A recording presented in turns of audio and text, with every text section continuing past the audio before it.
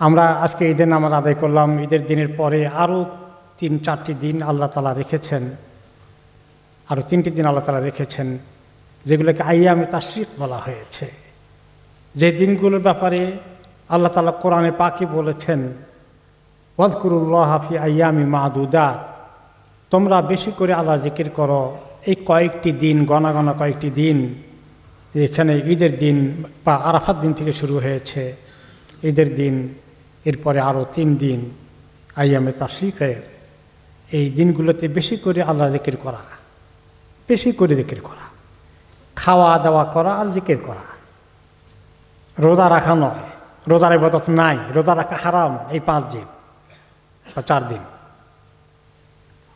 কিন্তু ইবাদত আছে, একটি বড় ইবাদত, সেটা হচ্ছে যিকির আল্লাহ। এবং এই যিকির, সব রকমের যিকির এই দিনগুলোতে করার সুযোগ আছে, কিন্তু খুব বেশি করে যে যিকিরটা করতে হবে সেটা হচ্ছে আল্লাহু আকবার, আল্লাহু আকবার, লা ইলাহা ইল্লাল্লাহ, আল্লাহু আকবার, আল্লাহু আকবার, ওয়ালিল্লাহিল হামদ।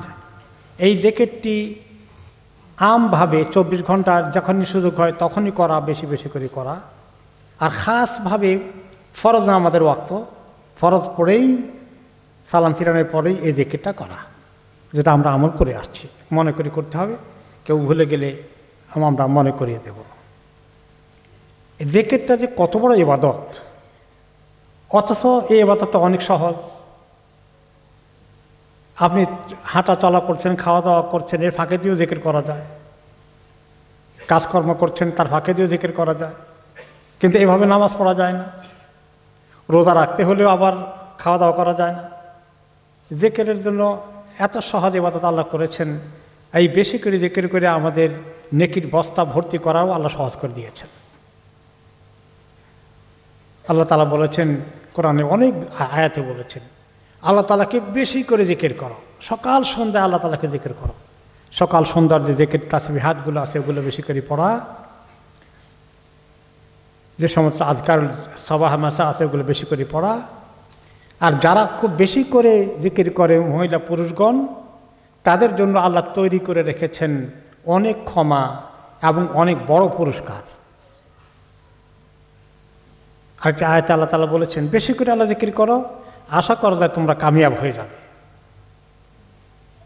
আবার বলেছেন, তোমরা যদি যিকির করো বেশি করে, আমি তোমাদের কথা অনেক স্মরণ করব। আর আমার শুকর আদায় করো সবসময়, আমার নাশুকরি করো না। আরেকটা আয়াতে তিনি বলেছেন, আল্লাহর যিকির হচ্ছেন সবচেয়ে, আল্লাহ যিকির হচ্ছে সবচেয়ে বড় কাজ আল্লাহর যিকির। আর যে ব্যক্তি আল্লাহ তাআলা যিকির করে না, খুব কম করে, বখিল, সেই ব্যক্তির অবস্থা ভালো না। একটি আয়াতে আল্লাহ তাআলা বলেছেন, যে ব্যক্তি রহমান, সেই মহান আল্লাহ তাআলার স্মরণ থেকে, যিকির থেকে নিজেকে দূরে রাখে, তার জন্য আমি শয়তান তার পিছনে লাগিয়ে দেব, শয়তান তার পিছনে ছাড়বে না, এবং শয়তান তার সঙ্গী সাথী হয়ে থাকবে। কারো যদি সঙ্গী সাথী শয়তান সবসময় থাকে, তো এই লোকটার কী অবস্থা হতে পারে? আর যিকির করলে শয়তান কি সুবিধা করতে পারে? পালাতে হয়, তার কষ্ট শুরু হয়ে যায়। দেখেন, আজান শুনলে শয়তান কি করে, এমন দৌড় দেয়, আজান তার জন্য এত কষ্ট, দৌড়তে দৌড়তে তার বাতাস বাইরেতে তাকে পেছনের রাস্তা দিয়ে। একামত শুনলেও আবার এই অবস্থা হয়। তো যিকির শয়তানের জন্য এত ক্ষতির কারণ, মানুষের জন্য এত নিরাপত্তার কারণ শয়তান থেকে। আরেকটি আয়াতে আল্লাহ তাআলা বলেছেন, যে ব্যক্তি আমার যিকির করা থেকে নিজেকে সরিয়ে রাখে, তার জন্য আমি অনেক কষ্টকর জিন্দেগি দেবো, তার দুনিয়ার শান্তি চোখে দেখবে না। আর কিয়ামতের দিন তাকে আমি অন্ধ করে উঠাবো একদম। সব মানুষ চোখ নিয়ে উঠবে আর সে অন্ধ হয়ে উঠবে।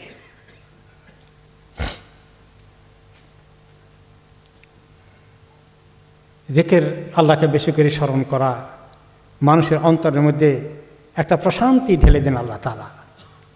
যারা ঈমানদার এবং এভাবে যিকির করে, আল্লাহ তাআলা তাদের অন্তরে আল্লাহকে বেশি করে ডাকার কারণে প্রশান্তি ঢেলে দেন।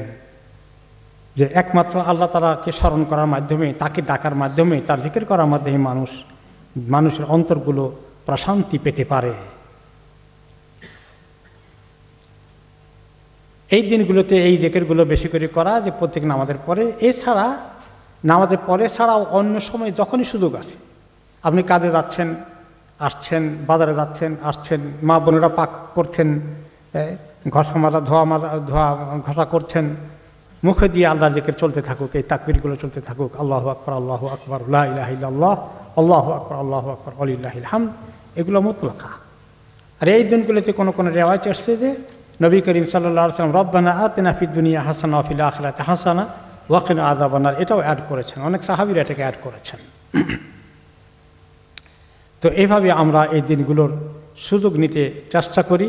আল্লাহ রাব্বুল আলামিন আমাদেরকে যত রকমের এই নেক আমল দিয়েছেন, তার মধ্যে সবচেয়ে সহজ হচ্ছে এই জিকিরের কাজটা, এবং জিকিরের কোনো সমাপ্তি নেই। প্রত্যেকটি ইবাদতের একটা শেষ আছে, যেমন রমাদানের রোজা শেষ হয়ে গেল, একটা মোটামুটি শেষ হলো, নামাজ শেষ হয়ে গেলে নামাজটা শেষ হয়েছে। কিন্তু জিকির আল্লাহ তাআলা এমনভাবে চালু করে দিয়েছেন, যতক্ষণ বান্দার সুযোগ আছে, যতক্ষণ সে চায়, একমাত্র বাথরুমে না ঢুকলে,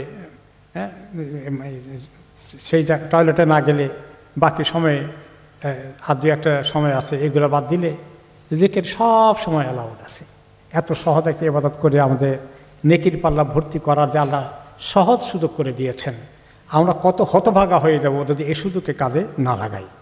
আল্লাহ তাআলা আমাদের জবানকে, আমাদের জিহ্বাকে আল্লাহর জবান তারা সতেজ করে রাখুন, ভিজিয়ে রাখুন। এক সাহাবী বলেছিলেন, ইয়া রাসূলুল্লাহ, এত বেশি নফল ইবাদত করতে পারি না, আমাকে সহজ কিছু বলবেন, একেবারে সহজ কিছু বলেন, আমি তাহলে এটাকে শক্ত করে ধরবো, ভালো করে আমল করব। বলে যে বেশি নফল ইবাদত না করতে পারলে চলবে, খালি তোমার জবানটাকে আল্লাহর জিকির দ্বারা ভিজাই রাখবা, এটা বিরাট আমল হয়ে যাবে তোমার। আল্লাহ তাআলা আমাদেরকে তৌফিক দান করুন।